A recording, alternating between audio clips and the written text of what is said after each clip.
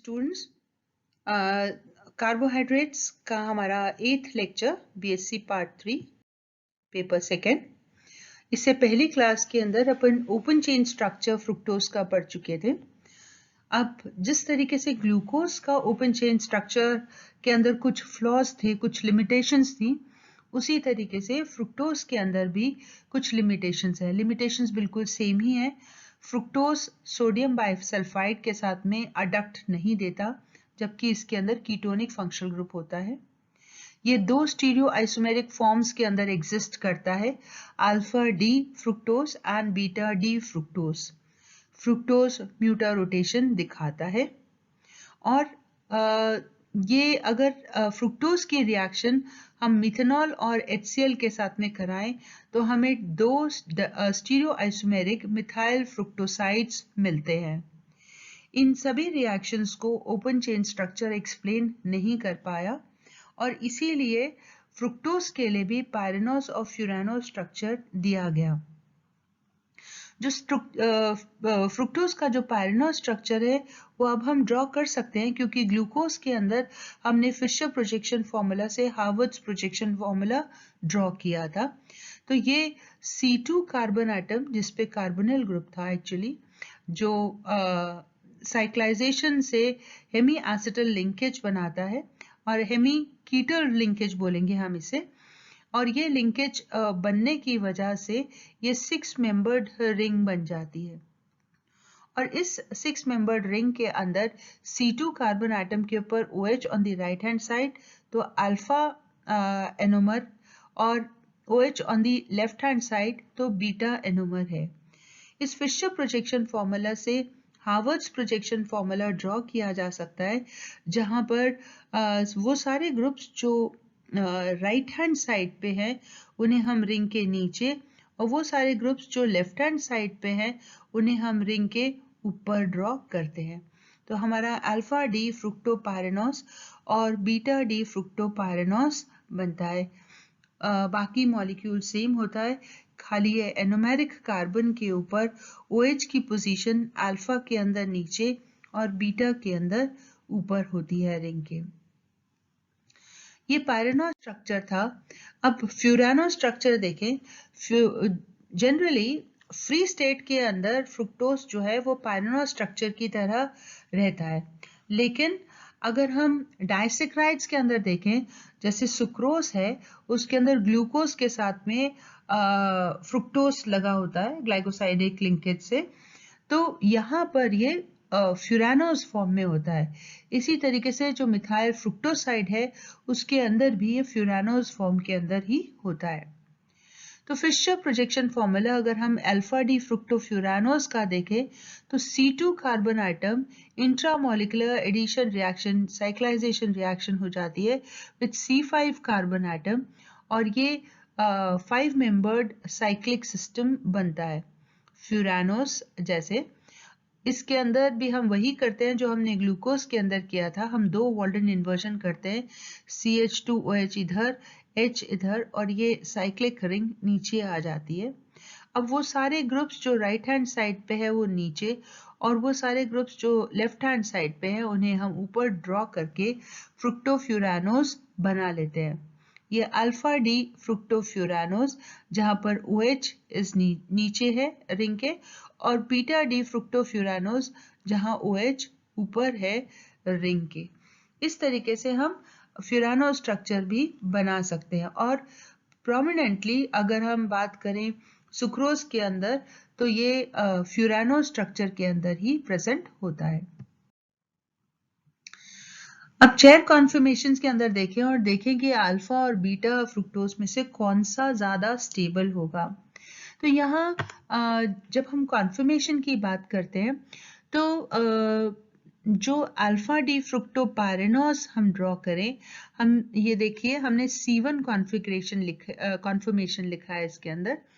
Alpha के अंदर जो OH है वो एक्सियल पोजीशन पे, जो एनोमेरिक OH है वो एक्सियल पोजीशन पे होता है, जबकि बीटा के अंदर वो एनोमेरिक OH जो है वो इक्वेटोरियल पोजीशन पर होता है। परंतु इसके अंदर ये OH ग्रुप के साथ साथ इस C3 पोजीशन के ऊपर OH और C4 पोजीशन के ऊपर OH जो है ये भी एक्सियल पोजीशन पे है और जिसकी वजह से बहुत ज़्यादा स्ट्रेन होता है और इसीलिए ये जो मॉलिक्यूल है ये रिवर्स हम कहें रिंग फ्लिप हो जाती है और फ्लिप होने के बाद में हमें ये नया स्ट्रक्चर मिलता है जिसे हम रिवर्स चेयर कॉन्फर्मेशन कहते हैं 1C कॉन्फर्मेशन जो हमने ड्रॉ किया है। इस 1C कॉन्फर्मेशन के अंदर थोड़ा सा स्ट्रेन कम हो जाता है, परंतु अगर हम स्टेबिलिटी की बात करें तो जो C1 कॉन्फर्मेशन और 1C कॉन्फर्मेशन है अल्फा डी फ्रुक्टोपायरेनोज की वो ऑलमोस्ट सेम सी ही है। क्यों? क्योंकि इसके अंदर 3 OH ग्रुप्स एक्सियल पोजीशन के ऊपर है और हम ये पढ़ चुके हैं कि चेयर कॉन्फर्मेशन के अंदर अगर कोई भी बल्की ग्रुप एक्सियल पोजीशन के ऊपर होएगा तो उसकी स्टेबिलिटी कम होगी। और यहाँ देखें हम तो जो बल्की ग्रुप है CH2OH ये एक्सियल पोजीशन के ऊपर है और C5 पोजीशन के ऊपर OH जो ग्रुप है वो बल्की पोजीशन पे है। वो ऑलमोस्ट बराबर सी बात हो जाती है और इन दोनों की स्टेबिलिटी ऑलमोस्ट एक ही बराबर है। जबकि बीटा डी फ्रुक्टोपायरेनोज की बात करें जहां CH2OH एक्सियल पोजीशन के ऊपर है और यहाँ पर C3 पोजीशन के ऊपर जो OH है और C4 पोजीशन के ऊपर जो OH है ये भी एक्सियल पोजीशन के ऊपर है। लेकिन अगर रिवर्स चेयर कॉन्फर्मेशन में देखें तो ये OH ग्रुप जो है वो C2 पोजीशन के ऊपर ये और C5 पोजीशन के ऊपर OH जो है वो एक्सियल पोजीशन के ऊपर है। तो यहाँ के कंपैरिजन में जो बल्की ग्रुप है वो इक्वेटोरियल पोजीशन पे है, इसलिए beta D fructopyranose 1C conformation reverse chair conformation सबसे ज्यादा स्टेबल होती है। और यही देखा गया PMR स्पेक्ट्रा के अंदर जब स्टडी किया गया फ्रुक्टोज को तो ये देखा गया कि ये सारे फॉर्म्स जो हैं ये आपस में एक दूसरे के इक्विलिब्रियम में होते हैं एक्वस सॉल्यूशन के अंदर, लेकिन उस इक्विलिब्रियम के अंदर बीटा डी फ्रुक्टोपायरेनोज 1C यानी ये वाला जो स्ट्रक्चर है ये 57% होता है, जबकि अल्फा डी फ्रुक्टोपायरेनोज 1C जो है वो खाली 3% होता है। और इसके अलावा फ्यूरानोज स्ट्रक्चर्स होते हैं बीटा डी फ्रुक्टोफ्यूरानोज 31% और अल्फा डी फ्रुक्टोफ्यूरानोज 9% होता है। एक्वस सॉल्यूशन के अंदर ये इनकी परसेंटेज वेरी करती है क्योंकि इनकी स्टेबिलिटी इनके कॉन्फर्मेशंस के बेसिस पे अपन एक्सप्लेन कर सकते हैं।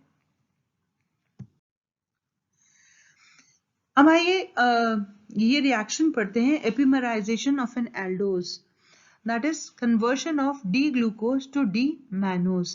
एपिमर्स हम पढ़ चुके थे कि ग्लूकोज के ओपन चेन स्ट्रक्चर एल्डोज के ओपन चेन स्ट्रक्चर के अंदर किसी एक कार्बन एटम के ऊपर कॉन्फ़िगरेशन अगर फर्क है तो हम उन्हें एपिमर्स कहते हैं और एक एपिमर से दूसरे एपिमर में कन्वर्शन अगर हम करें तो इस फिनोमेनन को हम एपिमराइजेशन कहते हैं। तो D-glucose can be converted to D-mannose। Glucose और मैनोज जो हैं ये C2 एपिमर्स हैं, खाली इस कार्बन एटम के ऊपर कॉन्फ़िगरेशन के अंदर फर्क है। ग्लूकोज के अंदर OH is on the right hand side जबकि मैनोज में it is on the left hand side. So ये C2 एपिमर्स हैं।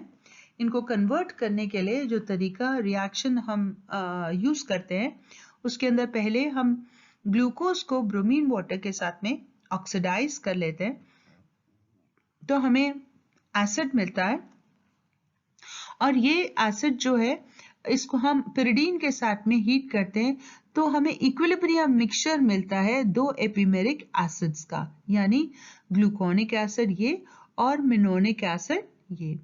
तो जब हीट करेंगे पिरिडीन के साथ में तो हमें इक्विलिब्रियम मिक्सचर मिलता है।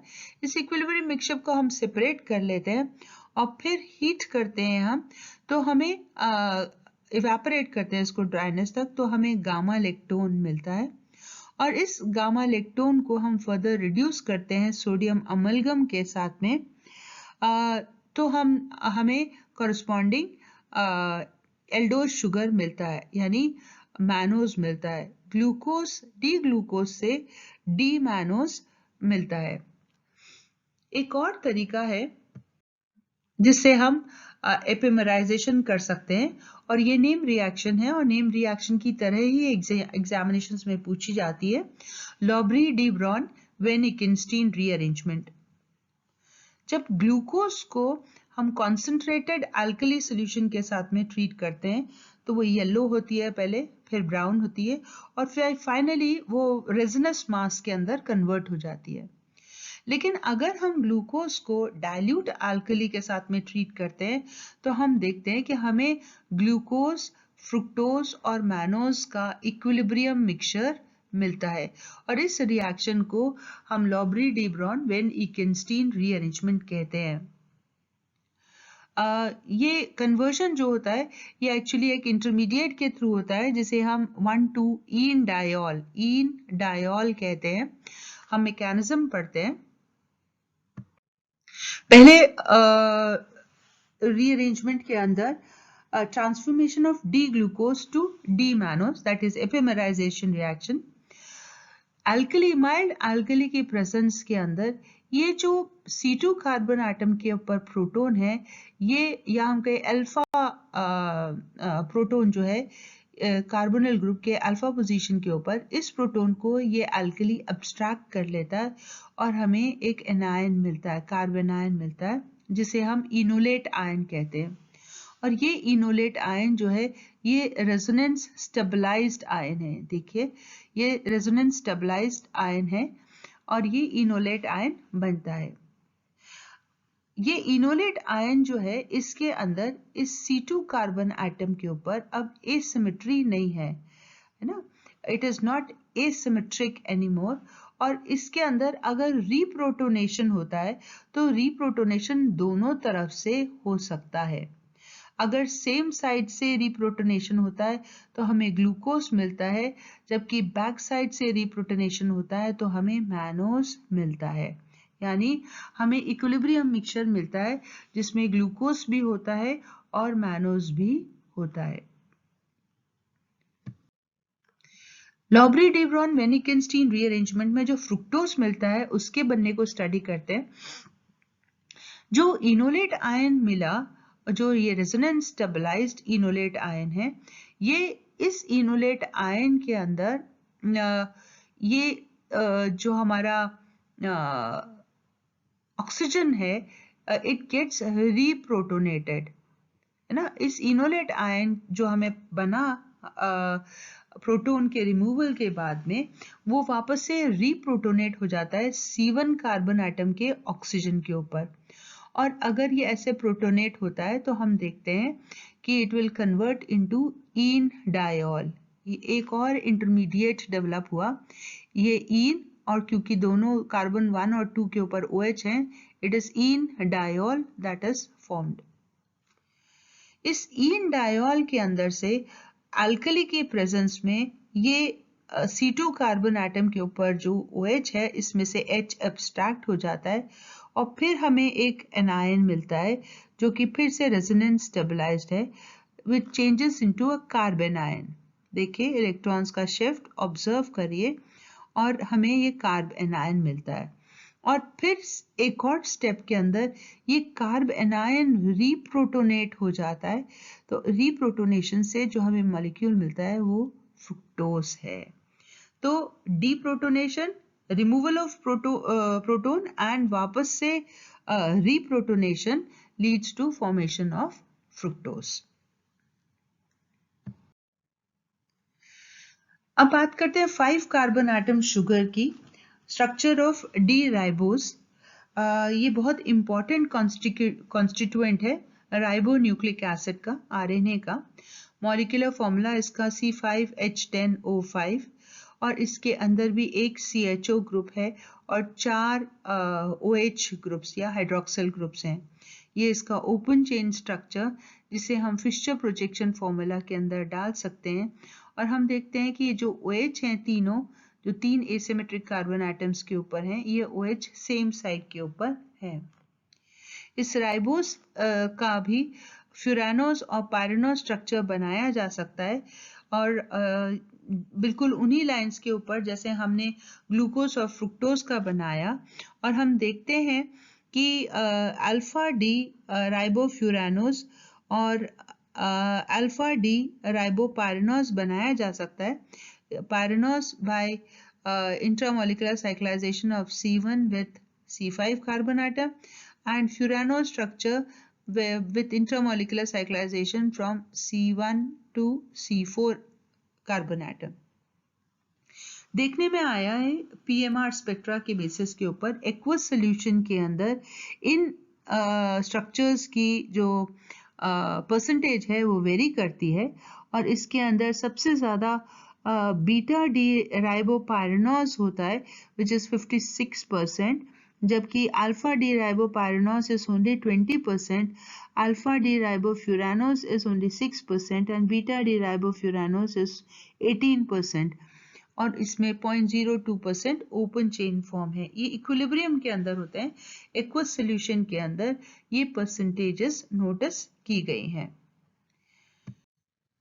स्ट्रक्चर ऑफ 2-डीऑक्सी राइबोस। 2-डीऑक्सी का मतलब 2 पोजीशन के ऊपर एक ऑक्सीजन नहीं है राइबोस शुगर के अंदर, है ना। तो फंडामेंटल यूनिट ये है डीऑक्सी न्यूक्लिक एसिड, डीएनए की बहुत इंपॉर्टेंट है। एल्डोपेंटोस है, हाइड्रोक्सिल ग्रुप जो C2 कार्बन एटम के ऊपर जो हाइड्रोक्सिल ग्रुप है वो हाइड्रोजन से रिप्लेस हो गया। ये देखिए ये रिप्लेस हो गया। राइबोस शुगर के अंदर यहाँ OH था, ये OH की जगह it is replaced by H। एक एंड के ऊपर एल्डिहाइडिक फंक्शनल ग्रुप और बाकी 3 इसके अंदर अल्कोहलिक फंक्शनल ग्रुप्स हैं, 2 सेकेंडरी और एक प्राइमरी। और डीऑक्सी राइबोस शुगर का भी हम open chain structure of furanose forms बना सकते हैं। हम देखें बिल्कुल उन्हीं लाइंस के ऊपर ये इनका भी राइबोफ्यूरानोज और बीटा डी राइबोफ्यूरानोज स्ट्रक्चर हैं। 2 पोजीशन के ऊपर OH जो है वो कन्वर्ट हो गया है H के अंदर। Thank you.